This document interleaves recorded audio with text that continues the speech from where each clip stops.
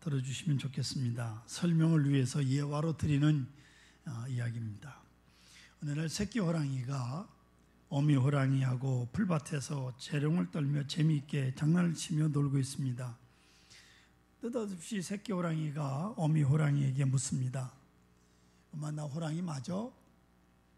달리기도 못하고 토끼 한 마리도 못 잡고 사냥도 못하는데 내가 호랑이 맞나요? 어미 호랑이 왈, 그럼 내가 낳은 내 새끼니까 너는 틀림없이 호랑이다. 조금 있다가 새끼가 또 묻습니다. 강아지만도 못한데 나 호랑이 맞아요? 난 아무것도 못하는데 내가 호랑이 맞아? 문제는 한두 번만 물어봤으면 괜찮은데 이 새끼 호랑이가 자꾸 물어봅니다. 화가 머리끝까지 올라간 어미 호랑이가 야, 이 개새끼야, 그렇다면 그런 줄 알아, 그랬답니다.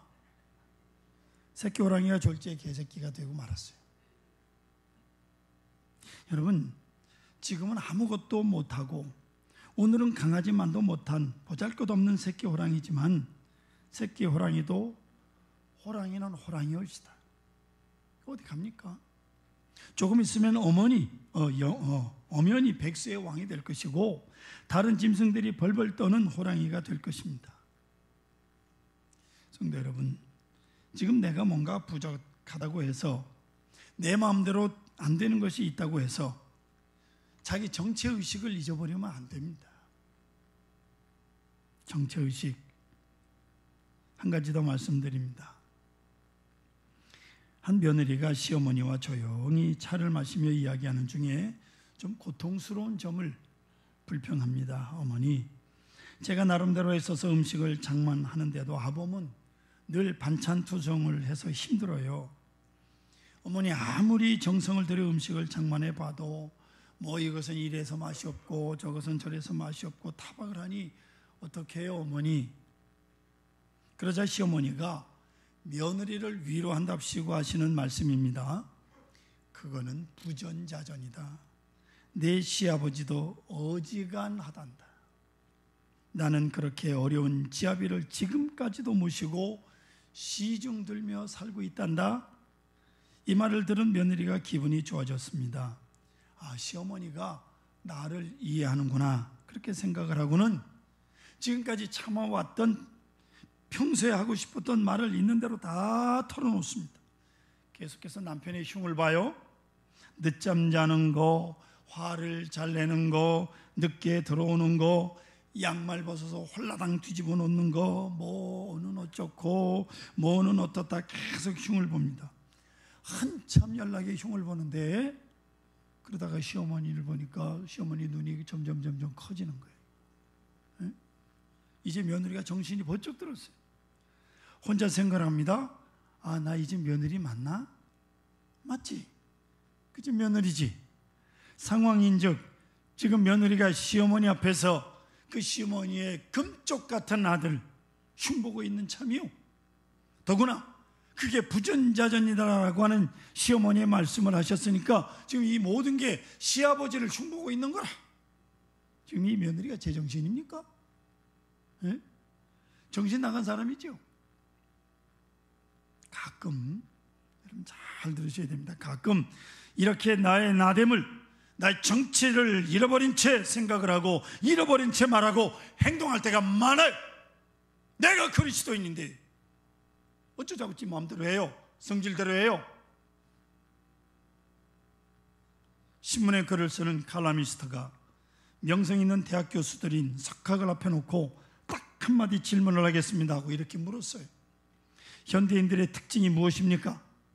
한 석학이 이렇게 대답을 합니다. 현대인은 우주에 대해서, 세계에 대하여, 세상사에 대하여 정보 홍수를 만나서 아는 것이 참 많습니다. 여러분 궁금한 거 핸드폰에다가 탁 치기만 하면 그 내용이 쫙 나오고 인터넷에 치기만 하면 여러분 궁금한 거 다 나와요. 그러나 유감스럽게도 자기 자신에 대해서는 모를 뿐만 아니라 점점 더 몰라가고 있습니다. 무지해져 가고 있습니다 라고 대답을 합니다. 확실히 그런 것 같아요. 세상에 대해서는 아는 게 많은데 자기 자신에 대해서 너무나도 모른다는 이야기 옳시다. 이 정체의식이란 참으로 중요한 것인데 나의 나됨의 존귀함, 이것을 모를 때 사람들이 자살을 하잖아요. 우울증에 빠집니다. 허탈감에 빠집니다. 실망합니다. 그리고 비참합니다. 성도 여러분, 내가 나를 알려면 먼저 정직해야 돼요. 나 자신에 대해서 정직해야 한다는 말이에요. 아는 건 아는 거고 모르는 건 모르는 거지. 뭘 모르는 것까지 아는 척하고 그냥 사람들 앞에 나대요. 그냥 있는 대로 사세요. 여기에 거짓과 위선이 있어서는 안 됩니다. 순수하고 순전해야 돼요. 좀 더 나아가서 모든 욕망, 끝없는 욕망, 시기, 질투 이런 것으로부터 완전히 자유해야 돼. 깨끗한 마음이 되어져야 비로소 나 자신을 알 수 있는 겁니다. 이것뿐만이 아닙니다. 아무리 알려고 노력을 해도 나 혼자는 알 수 없는 게 있어요.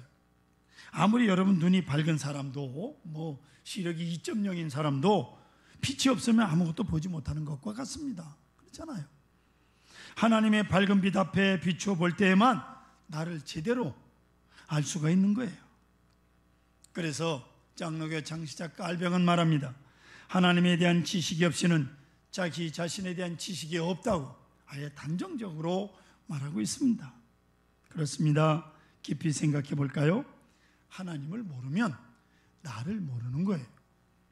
하나님을 알고야 나를 아는 거예요. 하나님을 모르는 사람들 흔히 말하기를 크게 돌을 깨친 듯이 무슨 인생무상 타령합니다. 그럴 수밖에요. 하나님 없는 세상을 보니 인생무상이죠. 맞습니다. 하나님을 모르는 사람들 천상천하 유아독전 이 교만한 소리가 나오는 것 다 하나님을 모르는 거예요. 세상이 자기가 최고인 줄 알아. 어림도 없는 소리. 하나님을 모르고 세상을 보면 목적도 목표도 아무것도 없어요.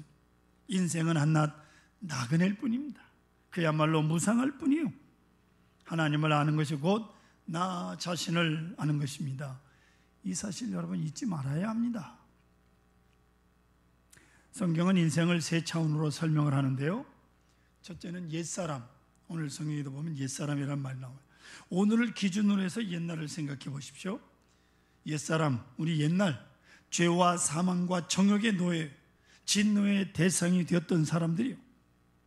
옛사람, 이스라엘 백성들은 애굽에서 노예로 430년 동안 살았던 사실을 잊어서는 안 되는 것 같이 우리도 옛사람의 모습을 잊어서는 안 됩니다. 잊을 수 없는 거죠. 그러나 여기 머물러서는 안 됩니다. 자, 이제 퇴직하신 분들 계시고 목사님들도 지금 이제 은퇴를 하십니다. 저라고 나이 안 먹나요? 이제 은퇴할 때가 다가옵니다. 이제 서로 인사를 하고 명함을 주고받기도 하는데 저는 명함이 없습니다. 그런데 여기 내가 지금 뭐 하는 사람입니다 라고 말하지 못하고 전직이 무엇입니다, 전직 무슨 회사 사장, 전직 무슨 교수, 전직 장관, 전직 국회의원, 전직 구의원 이렇게 명함이 써 있어요. 자신을 이렇게 소개합니다. 제가 속으로 그렇게 반문을 합니다. So what? So what? 그러니 어쩌란 말이에요. 옛날에 교수고 옛날에 국회의원이면 어쩌라는 거예요. 전에는 내가 이러했다. 그러면 오늘 나는 무엇을 의미하는 것입니까? 지금은 내가 초라하지만 과거는 이랬다. 그것에 의해서 나를 평가해달라 이 말입니다. 그래서요. 그래서 어떻다는 겁니다. 과거에 의해서 오늘을 생각하는 것처럼 비참한 것이 없어요. 여러분, 잘했든 못됐든 지나간 일은 지나간 일이요. 옛사람 이것으로부터 깨끗이 떠나야 합니다. 또 하나, 오직 은혜 안에 있는 나를 여러분 깊이 기억하셔야 됩니다. 지금은 은혜 안에 있음을 깨달아야 돼요. 저는 이 은혜를 생각하면 너무너무 감사한 사람, 제 신앙 고백과도 같은 얘기입니다. 현재 나는 은혜 안에 있는 자유인이요 사명을 맡은 사람, 나라고 하는 존재가 나를 볼 때 쓸모없어도 하나님 보실 때는 쓸모가 있는 거예요. 나는 할 일이 없는 것 같으나 하나님께서 나를 보실 때 나를 통해서 하시고자 하는 일이, 그래서 내가 지금 존재하는 거예요. 내가 아무리 들었어도 하나님이 내가 필요해서 존재시키는 거예요. 그런 거로 나이나 형편에 관계없이 현재 기회요, 사명인 것을 여러분들 기억하십시오. 쓸모없다고 생각하시면 안 됩니다.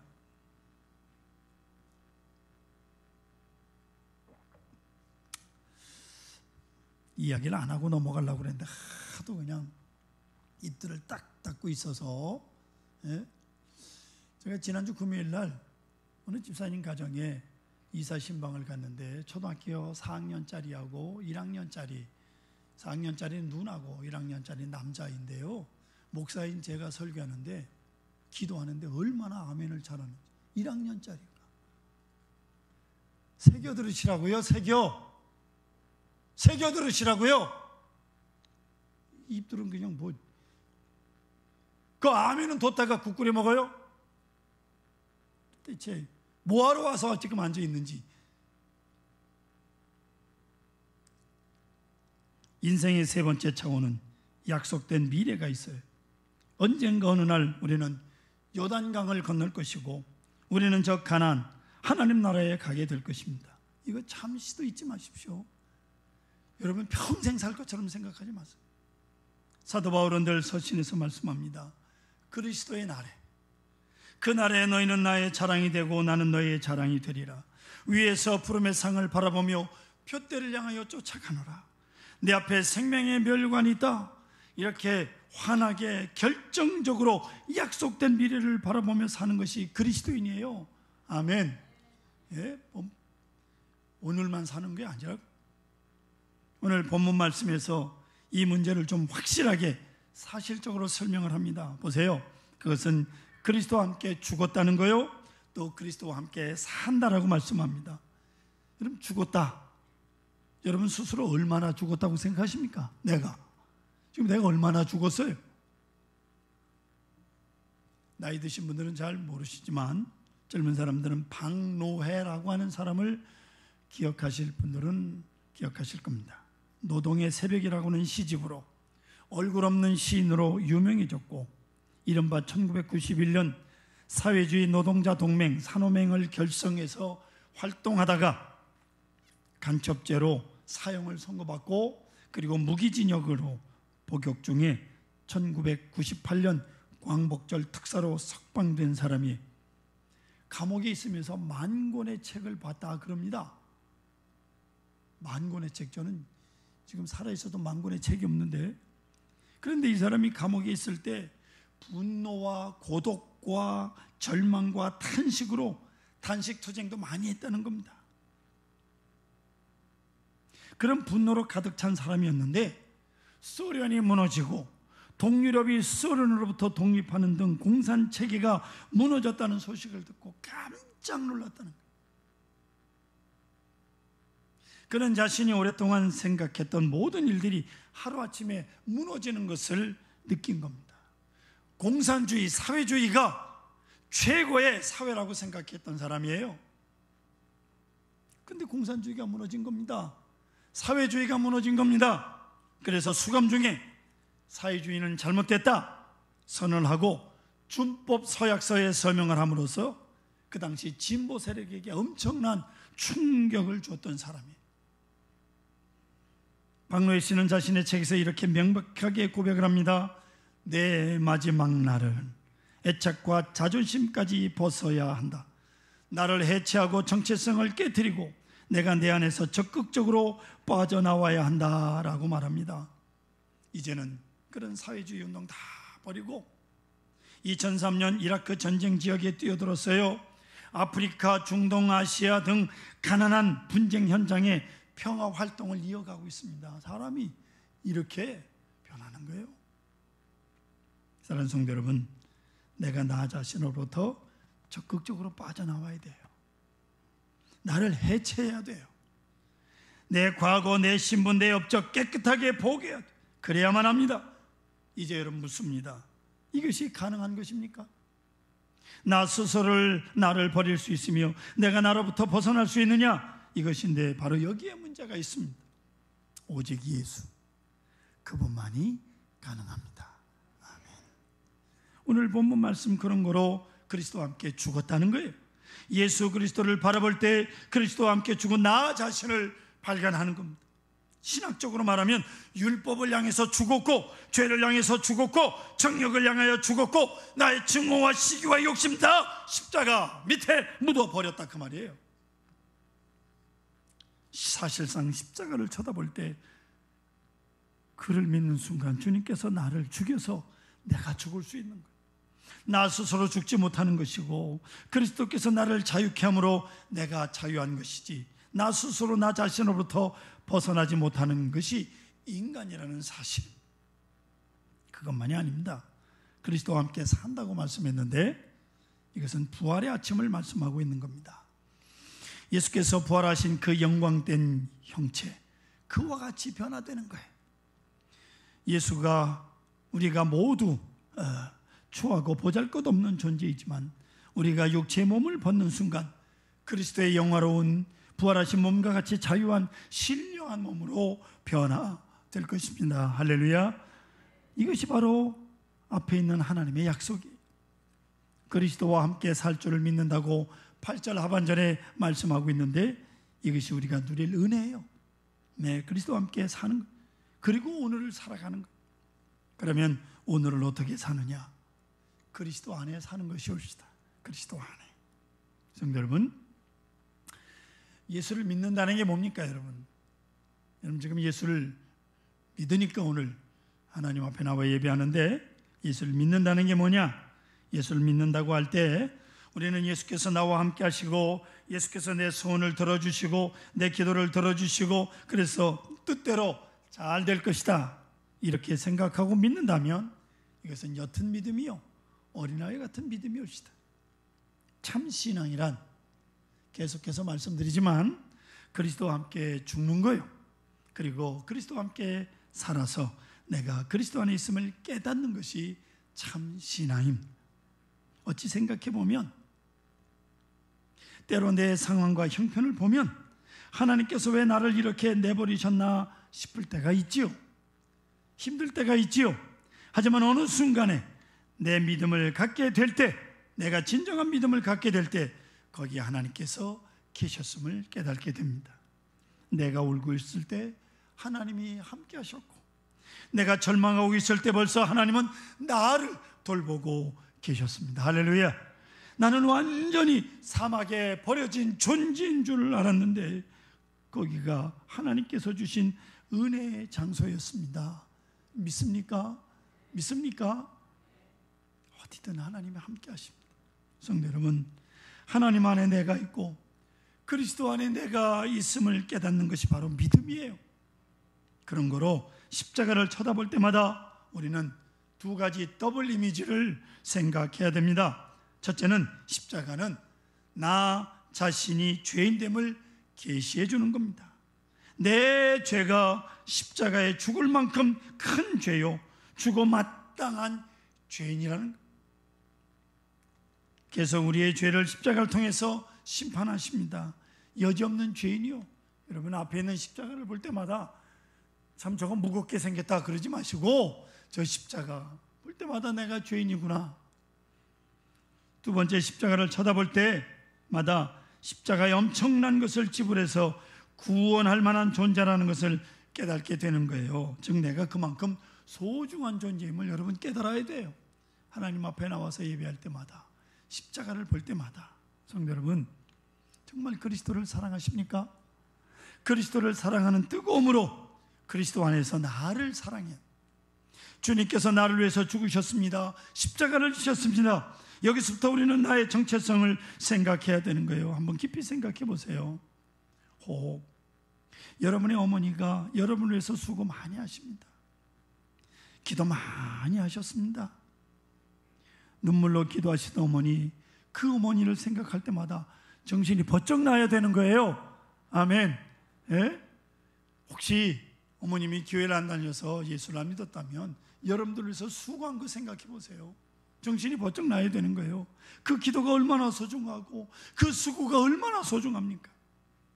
십자가를 바라보실 때마다 내가 너를 이같이 사랑한다고 하시는 주님의 음성을 들으시고 그 사랑 안에서 나 자신을 발견해야 합니다. 이것이 그리스도인이에요. 다시 오늘 이 문제를 성경에서 자세히 말씀하시는데 이것은 주어지는 것이다. 은혜 안에 있다는 정체의식이라는 게 뭐냐? 첫째는 주어진 존재임을 깨닫는 거예요. 여러분 아시죠? 여러분 자신의 선택이 없어요. 무슨 말인고 하니 여러분 세상에 태어나는 거 내가 부모를 선택했습니까? 네? 낳아주셨으니까 태어났고 또 왜 한국 땅에 태어났습니까? 이게 주어진 여건이에요. 내가 선택한 게 아니에요. 또한 이 신분도 내가 가지고 있는 지식도 내가 가지고 있는 재능도 내가 사는 모든 영역도 모든 한계라는 것이 하나님께서 내게 주신 은혜라는 사실입니다. 믿습니까? 여기 불만 있어요? 예? 이거 불만 가지면 안 되죠. 다시 한번 십자가의 은혜, 하나님의 선택하심을 기억하시기 바랍니다. 모두가 하나님의 은혜이며 더구나 내게 얻어진 모든 것들도 모두가 은혜. 나로 하여금 공부할 수 있게 해주신 것, 건강을 주신 것, 일할 수 있는 것, 지능과 총명을 주신 것, 그리고 모든 것에 기회를 주신 것. 농사하시는 분들은요, 농사는 내가 하지만 농사케 하시는 하나님, 추수하게 하시는 하나님, 그래서 그 하나님께 감사하는 거죠. 수고는 내가 땀을 흘려 수고하지만, 그렇기 때문에 내 지식, 내 경험, 내 재산, 모든 것이 다 하나님의 은혜인 것입니다. 아멘. 내가 할 수 있도록 나를 충성되게 여겨 내게 직분을 맡기셨고 나와 함께 하셔서 오늘의 내가 있는 거예요. 두 번째로 이보다도 훨씬 더 큰 은혜가 있는데 바로 여겨지는 것이라는 겁니다. 주어지는 것과 여겨지는 것. 이 말은 믿음으로 말미암아 의롭다 하심을 얻는다라고 하는 그 말씀에서 나온 겁니다. 의롭다 하십니다. 여러분 잘 들으세요. 의로운 게 아닙니다. 내가 의로운 게 아니에요. 우리가 의로운 게 아니에요. 의롭게 되는 것도 아니에요. 의롭게 하심, 순수한 우리말로 표현하면 의롭다고 보아주시는 거예요. 아멘. 예? 어떻게 보아주시느냐가 문제인데 우리의 믿음을 보고 주님께서, 하나님께서 의롭다고 보아주는 거예요. 믿음 보고. 보세요. 어린 아들이나 어린 딸이나 아이들이 뭘 하다가 실수하잖아요. 잘못하잖아요. 그것도 예쁩니다. 걸어가다가 넘어지는 것도 예뻐. 에? 노래 부르다가 틀리는 거 더 좋아서 크게 박수를 치더라고요. 틀리는 게 정상이지. 왜요? 사랑의 눈으로 보니까, 사랑의 마음으로 보니까 다 예쁜 거예요. 자는 것도 예쁘고 먹는 것도 예쁘고 뭐 모조리 예쁜데 어떡하라고 예쁜 걸. 사랑하는 성도 여러분, 우리는 하나님의 양자예요. 자녀예요. 여러분 실수하는 거, 잘못하는 거 하나님 보실 때 어떻다고요? 예쁘게 보신다. 예쁘게. 하나님께서 당신의 자녀를 의롭다 하신다고 하는 것 바로 이런 거예요. 나는 때때로 실수하고 그래서 괴로워하지만 실패인 줄 알았지만은 합력하여 선을 이루어가는 거예요. 엄청난 역사를 이루어가는 것 순간순간 깨달아 가시면서 하나님께서 허물 많은 나를 이렇게 사랑하시고 귀하게 모아주시고 귀하게 쓰시고 소중하게 이렇게 사랑의 사람으로 여겨주신다고 하는 것입니다. 그런 거로 우리는 이 사랑 안에 살고 있는 것입니다. 사도 바울은 자신에 대한 고백을 늘 합니다. 나의 나됨은 오로지 은혜라고요. 이것은 오직 하나님의 사랑 때문에 내가 있다는 고백이옵시다. 이 마음이 바로 그리스도인의 정체성이요, 그 마음으로 오늘을 살아가시기를 축원합니다.